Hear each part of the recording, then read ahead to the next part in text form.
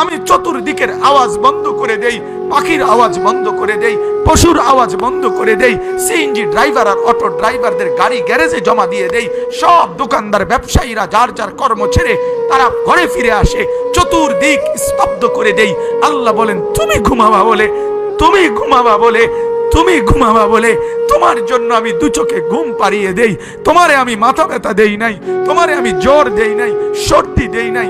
আজকের রাত এই জ্বর সর্দি থেকে মুক্ত রাখছি, তো আমি আল্লাহ তোমাকে ঘুম পাড়াবো বলে। তোমার মা অসুস্থ, বাবা অসুস্থ, ছেলে অসুস্থ, স্ত্রী অসুস্থ, যদি এমন বিপদের খবর হইতো তাইলে তুমি ঘুমাইতে পারতা না।